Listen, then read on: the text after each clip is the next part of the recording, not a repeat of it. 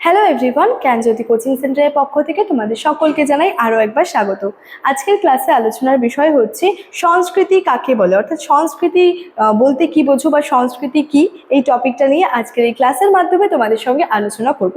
তোমরা যারা নর্থ বেঙ্গল ইউনিভার্সিটির অধীনস্থ বিভিন্ন কলেজগুলিতে পড়াশোনা করছো, তোমাদের জন্য আজকের ক্লাসে ফার্স্ট সেমিস্টার মেজর 1 সোশিওলজি থেকে কিন্তু এই সংস্কৃতি কাকে বলে টপিকটা নিয়ে আলোচনা করব। ঠিক আছে? আচ্ছা, আলোচনার বিষয় শুরু করার আগে তোমাদেরকে একটা ছোট্ট ইনফরমেশন দিয়ে রাখি। তোমরা যারা যারা ভাবছো আমাদের সঙ্গে এই সেমিস্টারে অনলাইনে যুক্ত হবে, তারা স্ক্রিনে দুটি নাম্বার দেখতে পাচ্ছ। এই নাম্বার দুটি হলো আমাদের জ্ঞানজ্যোতি কোচিং সেন্টারের অফিসিয়াল হেল্পলাইন নাম্বার। যে কোনো একটি নাম্বারে যোগাযোগ করে আমাদের সঙ্গে যুক্ত হয়ে যেতে পারো। এর সাথে সাথে তোমাদের সেমিস্টারের কোর্স ফি সম্পর্কে একটু বলে রাখি যে তোমরা যারা মেজরের স্টুডেন্টস রয়েছো তোমাদের জন্য কোর্স ফি রয়েছে 1299। তোমরা যারা মাইনরের স্টুডেন্টস রয়েছো তোমাদের জন্য কোর্স ফি রয়েছে 699। ঠিক আছে? এবং এই কোর্স ফির বিনিময়ে আমাদের সঙ্গে যুক্ত হওয়ার মাধ্যমে তোমরা যে সমস্ত সুযোগ সুবিধাগুলি পেয়ে যাচ্ছ, প্রথমেই তোমরা পেয়ে যাচ্ছ প্রপার গাইডেন্স, তার পরবর্তীতে recorded classes, high quality notes এবং 100% কমন সাজেশনসগুলো কিন্তু আমাদের সঙ্গে যুক্ত হওয়ার মাধ্যমে তোমরা পেয়ে যাচ্ছ। ঠিক আছে? আচ্ছা, এই ছিল ইনফরমেশনের বিষয়। সরাসরি আলোচনার বিষয় শুরু করছি।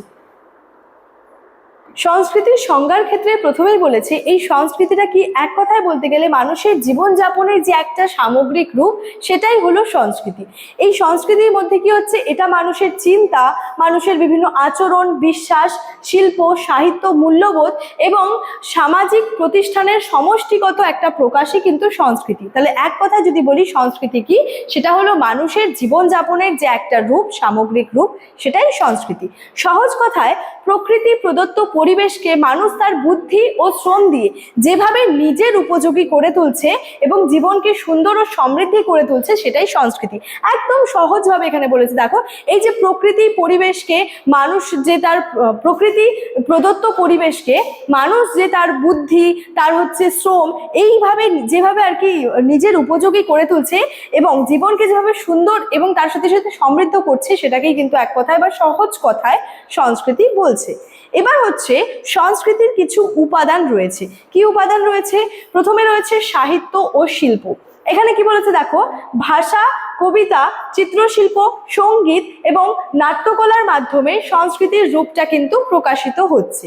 তার সাথে সাথে বলেছে মূল্যবোধ ও বিশ্বাস, অর্থাৎ সমাজ চালিকা শক্তি হিসেবে নীতিশিক্ষা, ধর্মীয় বিশ্বাস, প্রথা সংস্কৃতির কিন্তু এগুলো অংশ।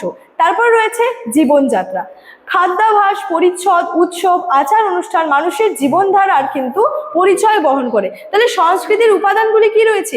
সমস্ত বিষয়, মানুষ কিভাবে তার জীবন যাপন করছে, জীবনযাত্রাটা মানুষের কেমন রয়েছে, মানুষের বিশ্বাস, মানুষের যে সমাজের শিল্প, সাহিত্য, ঠিক আছে, এই সমস্ত বিষয়গুলো নিয়ে কি হচ্ছে, সমস্ত বিষয়গুলো কি কিন্তু একত্রে সংস্কৃতি বলে কিন্তু অভিহিত করা হয়ে থাকে। এবার রয়েছে সংস্কৃতির দুই প্রধান যে রূপ রয়েছে। ঠিক আছে? একটা রয়েছে যে বস্তুগত সংস্কৃতি বা ম্যাটেরিয়াল কালচার, একটা রয়েছে অবস্তুগত সংস্কৃতি বা নন ম্যাটেরিয়াল কালচার। বস্তুগত সংস্কৃতি বলতে কি বোঝাচ্ছে?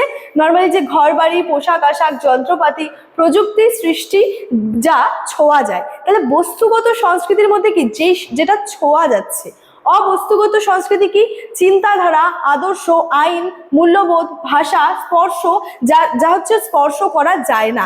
অর্থাৎ যেমন হচ্ছে যে ম্যাটেরিয়াল কালচার, বস্তুগত সংস্কৃতি বলতে কি বোঝাচ্ছে, যে সমস্ত বিষয়গুলোকে ছোঁয়া যাচ্ছে, যেমন একটা যে ঘর বাড়ি রয়েছে সেটাকে আমরা স্পর্শ করতে পারবো, কোনো পোশাক আশাক, জামা কাপড় যে আমরা সেটাকে স্পর্শ করতে পারবো, যন্ত্রপাতি, এগুলোকে আমরা হচ্ছে স্পর্শ করতে পারবো, সেটাই হচ্ছে বস্তুগত যে সংস্কৃতি। আর অবস্তুগত সংস্কৃতি কি? যেটাকে আমরা হচ্ছে স্পর্শ করতে পারবো না, যেমন কি কোনো চিন্তাধারা, কোনো আদর্শ, কোনো আইন, মূল্যবোধ, কোনো ভাষা, এই সমস্ত কিছুকে কি হচ্ছে আমরা কিন্তু স্পর্শ করতে পারি না। তাহলে এটাই হচ্ছে রয়েছে বস্তুগত সংস্কৃতি এবং অবস্তুগত সংস্কৃতির মধ্যে মূল বিষয়টা। তাহলে সংস্কৃতি বলতে কি বোঝায়, সংস্কৃতির প্রকারভেদ, সংস্কৃতির প্রধান উপাদান সমূহ, সমস্ত বিষয় নিয়ে আজকের এই ক্লাসের মাধ্যমে তোমাদের সঙ্গে আলোচনা করলাম। ইনফরমেশন যেটা রয়েছে সেটা ভিডিওর শুরুতেই আলোচনা করে রেখেছিলাম। চলো আজকের ক্লাস এতটাই, দেখা হচ্ছে পরবর্তী ক্লাসে। Thank you.